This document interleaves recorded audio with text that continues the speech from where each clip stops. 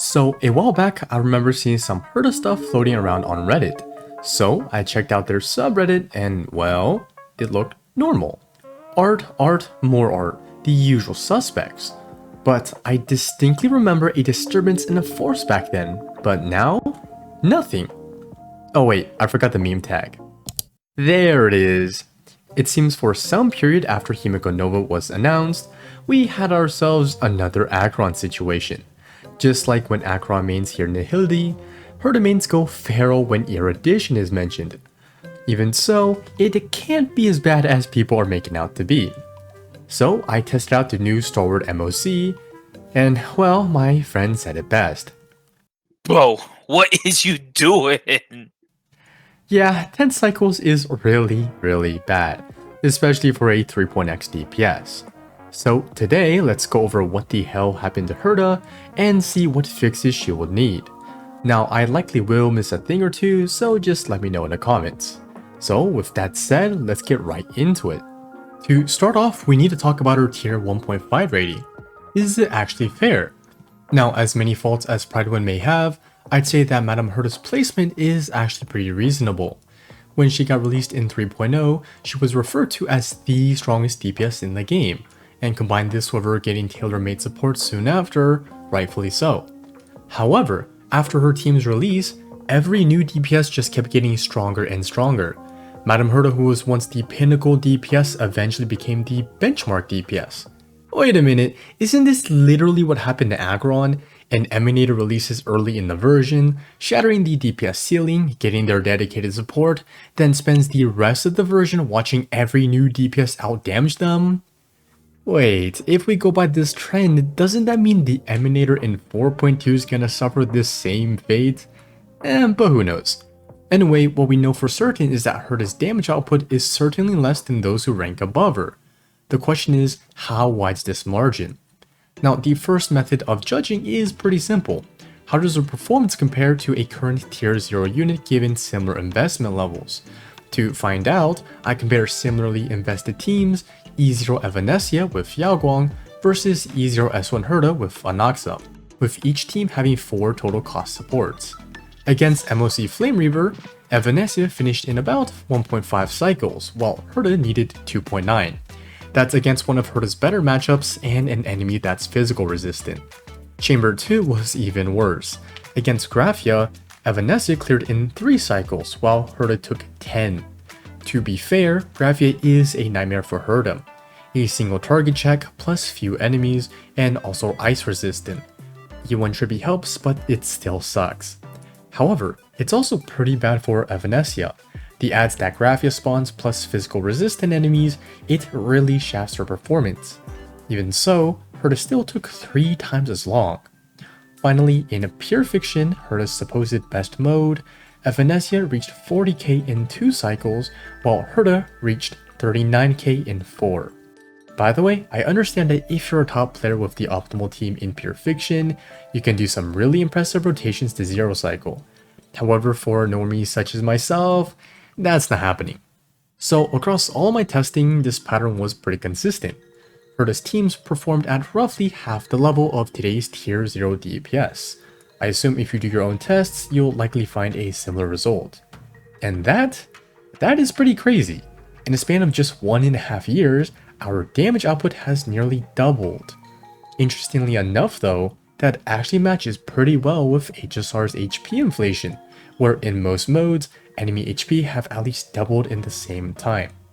Now technically, that means we're keeping up with HP inflation, but in reality, it just means that newer DPS are on par, while older carries, especially those who don't receive new supports, are getting left behind. Well yo, if you're watching this, maybe chill out with the HP slider a little. Anyways, to visualize this, I made a chart based on my own estimates and testing. It's definitely not exact, but I think it represents the current meta pretty well, with each purple line showing a major jump in power. What I want to focus on is this. This is a very big jump. For reference, going from tier 1.5 to 0, it's probably the equivalent of adding another 3 to 5 costs to your team.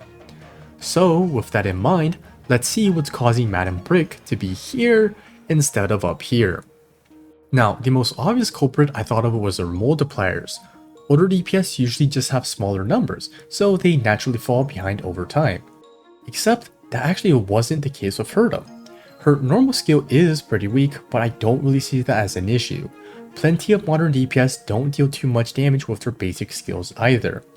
Her enhanced skill, on the other hand, is still the hardest hitting skill in the entire game.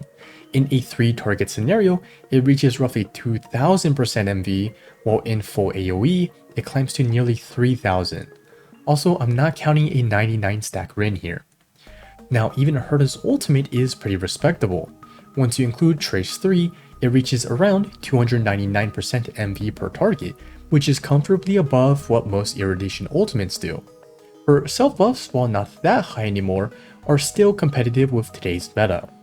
So from a purely multiplier standpoint, Herta actually has aged surprisingly well. Which raises an obvious question. If her numbers are fine, why is she struggling? Well, one answer to that is that those numbers only exist when she actually gets to hit multiple enemies. And if Amphorius was the AoE meta, then Plain Arcadia is shaping up to be the single target one. And Herta is very weak in single target content, and with more stages just having one main target, she simply doesn't get access to her full damage. However, I can't fault Herta for being a pure AoE unit and believe that her current design is just fine. Now, before you go to the comment section and tell me to end myself and how she needs a bounce multiplier at the end of her attacks, just hear me out. Every damage type in Star Rail has their own strengths and weaknesses. Hunt units excel against bosses, but have the lowest potential damage. Blast units are flexible, but they rarely outperform single target or AoE DPSs. Bounce and spread units, such as Evanescia or Silverwolf, will always reach their full potential, however they will be shafted by adds. And lastly, AoE units have the highest potential damage, but will naturally struggle versus single target. To me, that's really healthy game design. Different archetypes should excel in different formats. Evanescia and Superwolf are fantastic generalists because they perform well against any amount of enemies. But you throw some blue bug at them, and their damage literally gets cut by 80%. That said, they cover their weakness via their AoE attacks in the form of elation skills. Herta, on the other hand, is on the opposite side of that spectrum. She was designed to dominate AoE, however, her kit has nothing to cover her single target weakness. Now, this in itself actually isn't an issue, and we could refer to Morten X Blade for this, which I know nobody's complaining about. He's a menace in AoE and pretty weak in single target. However, he has someone like Ashvale who covers his single target weakness. Herta, on the other hand, doesn't have such a thing. As such, in bad matchups, she giga struggles unlike Blade. At this point, you're probably thinking, isn't that what a Nox is for? A bounce Irradiation that covers Herta's weakness? And yes, that's his intended role. And that's also the problem. He's done such a poor job at it that Herta isn't just bricked in single target anymore, she's now getting outperformed in AoE. For reference, a sub DPS on Noxus dealing less damage than Elation MC. Think about that. Less damage than EMC. You genuinely have to be doo-doo water for that to occur. This is also why he's sitting at tier 1.5 on Pride Win, though he should low-key be bumped down to like 2. So that's his first sin, he simply doesn't deal enough damage at the moment. His second is just how bad his buffs are for Herta. On the screen are our current 3 meta sub DPSs and what they bring to the table. I've color coded to show which units are the best for each category. And by the way, this chart also explains why a Nox is dealing negative damage. What we need to focus on right now though is ally buffs. A Nox's 50% damage bonus is simply DOOKIE in the modern day. Now this gimps not only Herta's damage, but also his own. When looking at the chart, while I did separate self and ally buffs, you need to consider that ally buffs not only apply to their allies, but also to themselves. So when you look at the total stat package of each sub DPS, a Nox is not even close. Evernight has the highest stats, Asheville has high frequency and good stats, while Blade has high frequency as well as the highest multipliers. A Nox, on the other hand, hasn't aged too well. In terms of ally buffs, for reference, if a Nox had Blade levels of buffs, Herta would quite literally deal around 90% more final damage. Yeah, that jump alone would push her to the bottom of tier 0. That defense shred, vulnerability, and extra damage bonus literally provided that big of a jump. What's interesting about all of this is that Anaxa is quite literally Jiaoqiu 2.0. Think about it. They made both of them okay at their respective role because their respective DPS were the strongest DPS during their release, only to make every subsequent sub DPS and support even more OP and synergistic, thus rendering them DOOKIE at the role. As such, a year or so down the line, both DPSs are performing so poorly that you need to make a new unit who's actually good at said role, thus saving the DPS but also shafting the original support. It's crazy how similar Acheron and Herta ended being up. But wait a minute, if we go by this pattern, doesn't that mean Superwolf, the other Emanator who released early on to the patch, who got a sub DPS who's a better DPS than sub, suffer the same fate as the others? Well, I'm not too sure, but if we go by the current pattern, you know. Anyways, and back to Herta, it's pretty clear that a majority of her issues can be solved with an actually good sub DPS. So if she were to get a new sub DPS, what exactly would we be looking for? Well, half of that question's already been solved. Just Anaxa, but with more than X blade numbers. Wow, look at that! He now Giga buffs Herta and actually kills single target enemies. However, damage and amp is one thing, but synergy and enabling the DPS is another. And that's where we run into trouble. At the moment, there is no conceivable way to make a more synergistic sub DPS without breaking the game. This is because Herta relies on many hits and honestly isn't too much different than Fei Xiao or Asheville in this manner. So if we had say an Anaxa 2.0 but one that shot 5 shots, or an AoE archer, or just more than X blade, well, then we gotta deal with Tribi and Jade causing another infinite loop. So if y'all have any ideas how to resolve this without causing an infinite loop, then go ahead and let the rest of the class know. But for me, I believe the easiest way to resolve this is to just release Screwlum, Stephen Lloyd, or Zaddy Xandar that provides a joint follow-up attack that gives her all the energy she needs.